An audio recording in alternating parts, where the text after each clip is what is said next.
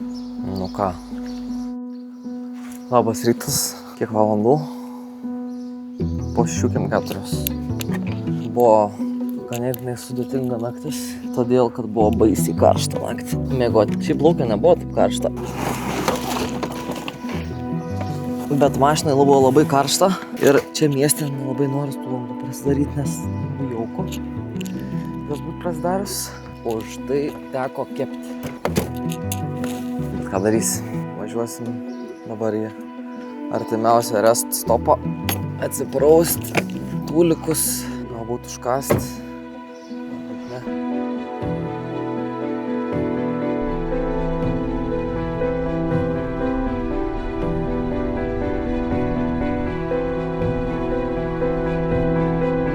Ir by the way, vakar nuvažiavo 890 km.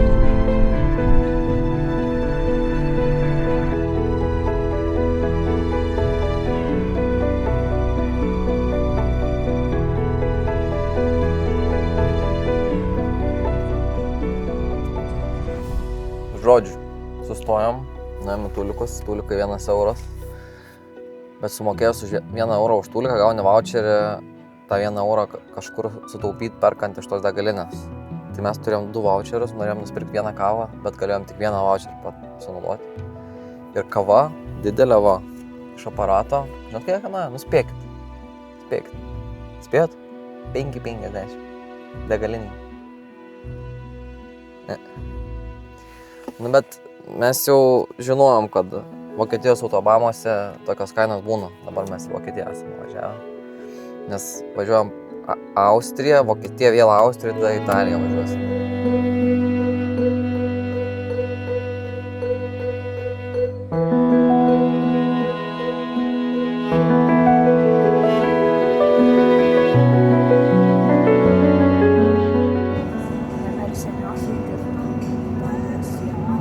Dabar važiuojam tokiais vaizdais, grožimės, gėrimės ir jo, miela malonu, vyksta konstrukcijos, mokami keliai ir kitos linksmybės.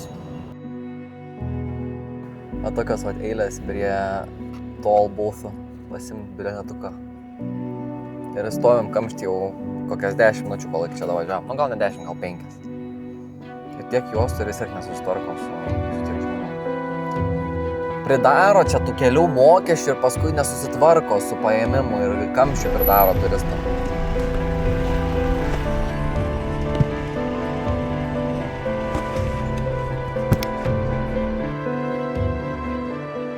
Carta un banconote.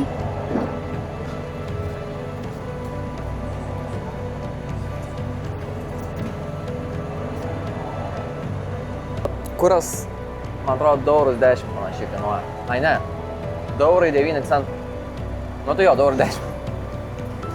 Bet reikia iš anksto apmokėti. Apmokė maksimum tiek, kiek ten jisai gali išleisti, 110. Ir dabar, kaip suprantu, kiek užsipilsiu, paskui man grąžins, jeigu neišnaudosiu viso 110. Pažiūrėsim.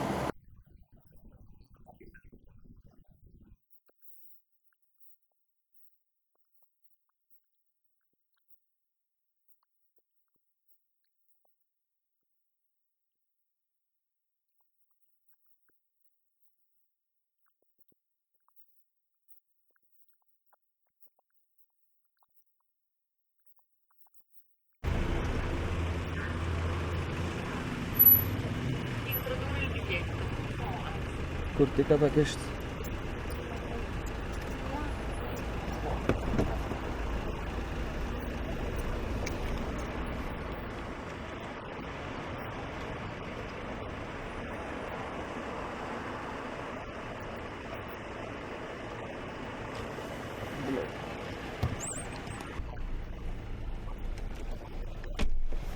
Susimokėjom 5,90 €, galim važiuoti. Ramiai toliau.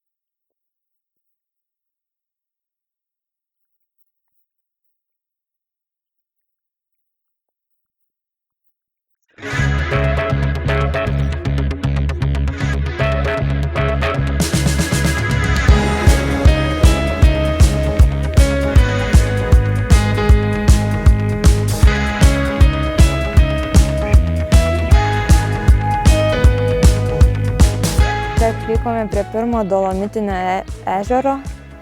Tai jis yra vienas iš tokių skaidresnių, kur matome dugną. Jis yra vadinamas Vaivorykštės ežeru dėl to, kad nuo jo atsispindi Dolomitų kalnai, įvairūs medžiai esantis aplink. Na ir taip pat kuom šis ežeras yra toksai išskirtinesnis, tai kad priklausomai nuo valandos, kurią atvyksi, jis atspindės skirtingą spalvą, galim taip pavadinti. Nesenai aš pradėjau fotografuoti su juostiniu fotoaparatu. Ir galvoju, aš čia ypatingas, išskirtinis. Bet dabar jau prasilenkiam su gal 4 arba 5 žmonėm, kurie irgi fotkina su juostiniais fotoaparatais. Turbūt matėm kol kas daugiau juostinių fotoaparatų negu digital fotoaparatų. Tas yra koks.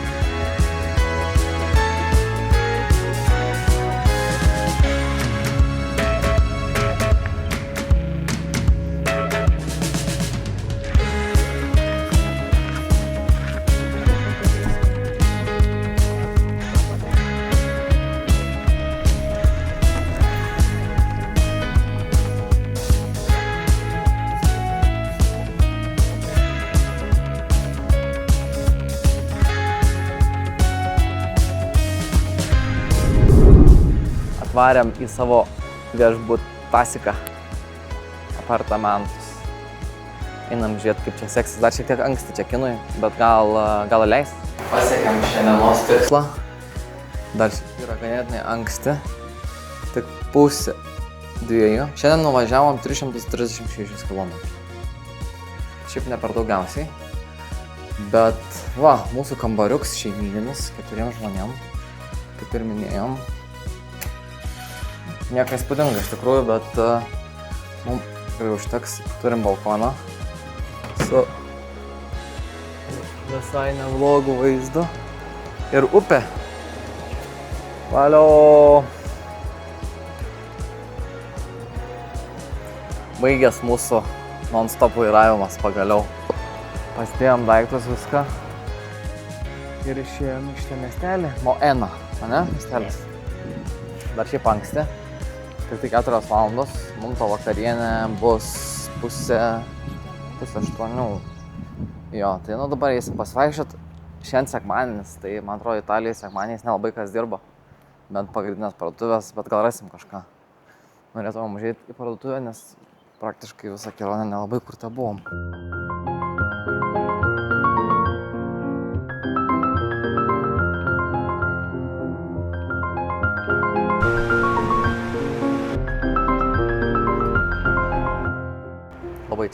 Labai čia niekas nedirba tam kaime sekmadienį. Tai radom čia tokią vieną vietelę paprastą. Pasiėmėm po vyno taurę ir lėkštę ragavimui visokių skirtingų sūrių ir jų mėsų. Ką manai, Akvilė? Visai neblogai, manau. Manau, bus skanu. Vėliau persivalgysim. Ir bulkų dar, aišku. Išeinam į restoraną. Šiek tiek nusprendėm eiti pešiom, kad pasivaikštinam, bet yra čia šioks toks atstumas iki jo. Apie 40 minučių pešiom. Tai pamatysim šiek tiek tą miestelį ir eisim valgyti. Gal labiau nevalgyti, o mėgautis.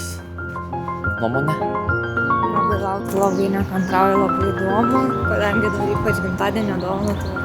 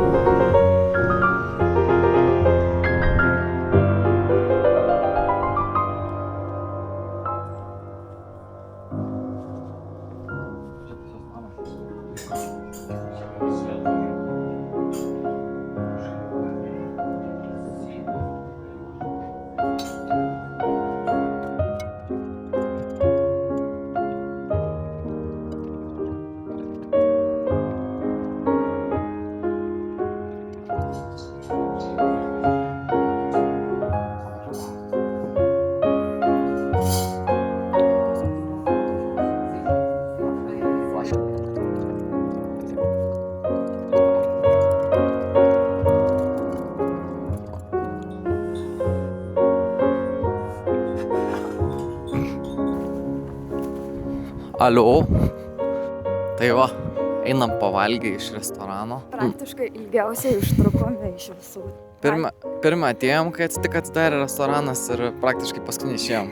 Prieš paskutiniai. Valgėm kaip tikri gurmanai. Labai mėgavomės kiekvienu patiekalu. Ir rašykit komentarus, kiek manot, kad sumokėjom už 8 patiekalų tasting dinerį 2 žmonėm. Ja, plius vynas ir vanduo. Plius vynas ir vanduo. 312 eurų. Jo, tie patys dineriai po 100 kiam. Vynas po 10 eurų, bet ten buvo toks sparkling wine. Jie vadina bubble italai. Ir vandens 2 buteliai po 6 eurus. Pasirodo, vanduo neįeina į kainą irgi. Tai jo. Nu ir vėliau papasakosim šiek tiek apie kiekvieną patiekalą, kurį valgėm. Tai jeigu neįdomu klausytis apie ilgo pasakojimą apie valgymą, tai galit praskipinti iki minutės, kurią parašysiu, kad praeit šitą neįdomią dalį. Nu ką, tai pakalbam apie tuos maistus. Čia yra pirmas patiekalas, meniu jis vadinasi Welcome from the Chef. Tai čia, tokie užkandukai, matot, šiaip skaniausias tai buvo tas po kairę arbūzas ir ten kažkoks kaip burato sūris, gal kažkas panašaus. Šiaip nieko stebuklingo, bet visai įdomi. Kas šitas antras, iš tikrųjų neatsimenu, nes jau praėjo 2 mėnesiai, bet irgi nieko stebuklingo, man atrodo, kažkas su žuvim ir ant viršaus kažkokie tai putėsiai. Jo, šitas jau pirmas iš tikrųjų meniu esantis patiekalas. Tai čia yra arktinė palija, porčini grybai ir moliūgas. Ir čia yra cevičiai. Tai, šitas jau įdomesnis, bet tas iš tikrųjų padažiukas buvo ten, žodžiu, pumpkin, tas moliūgas ir, man atrodo, apelsinų sultis buvo, tai šiaip skanu. Taip, šitas patiekalas turbūt buvo mūsų pats mėgstamiausias, vadinasi Alpine Style Ramen, tai yra Alpių tipo ramenas, tai čia toks fusionas tarp Japonijos ir Italijos / Austrijos. Tai yra tie makaronai jų vietiniai, iš jų kažkokių vietinių kruopų, žodžiu, irgi tas padažiukas toksai grybų skonio, tai šiaip šitas labai geras buvo, tie makaronai tokie kreminiai, labai įdomu. Toliau, čia ne patiekalas, bet nufotografavau, pirmą kartą mačiau pisuarą, kuris yra su dangčiu. Jo, ties šitų patiekalų mums jau buvo biški bloga, nes turbūt dėl to, kad anksčiau pavalgėm tų dešrų tam restorane mieste ir jau buvom biški persivalgę ir šitas patiekalas buvo žiauriai keistas. Patiekalas su alaus mielėm. Čia matot kažkokie grybai, kukurūzai plaukioja. Čia yra rizoto, bet rizoto ne kažkoks parmezano sūris, o alaus mielės. Tai buvo toks labai įdomus skonis ir mums nelabai patiko. Nors šiaip neblogas, bet šitas visai patiko. Čia buvo, man vadinasi, čantarelės crab roll. Tai žodžiu, krabo mėsa viduj. Ir toksai, toks sausainis. Jo, tai šitas patiekalas būtų buvęs turbūt pats skaniausias mums, jeigu nebūtumėm jau žiauriai persivalgę tuomet. Tai čia yra, matot, jautienos kepsnys su bortaga. Bet čia nėra tikra bortaga, čia yra kažkoks tai pakaitalas, bet bortaga paprastai tai yra išdžiovintas žuvų ikrų maišelis sutarkuotas. Tai toks įdomus buvo skonis, bet šiaip skan. Tai čia jau pradėjom važiuoti į desertų teritoriją, čia mums patikė kaip tokį pellet cleanserį, tai čia yra toks kaip pudingas su saldymedžiu ir su pankoliu. Šiaip buvo labai skanus, jis toks šaltas kaip ledai, bet tokie labai purus ir tokie lengvi ir tokie gaivūs. Šitas buvo turbūt pats skaniausias patiekalas, žinant, kad jau buvom tuo metu persivalgę. Tai žiauriai geras buvo. Ir tada jau desertai leido skirtingus išsirinkti. Tai aš pasiėmiau, čia toks yra kaip braunis, bet braunis su rūkytu šokoladu. Tai toks dūmo skonis. Ir ant viršaus bananiniai ledai. Buvo labai labai skanu. O sekantis yra akvilės, tai yra jų kažkoks tai tiramisu su grybais. Buvo tas jų tiramisu. Žiauriai keistas iš tikrųjų. Caramelized Forest tiramisu. Tai irgi fusionas tarp Italijos ir Austrijos. Ir čia jau pats galutinis daiktas prieš išeinant, tai tokie 2 gerimukai kažkokie, žodžiu, šalto virimo žalia arbata ir saldainiukai visokie. Ir čia ta spinta labai tokia fancy, stalčiai atidaro, gali išsitraukti tos saldainius, tai nustebino.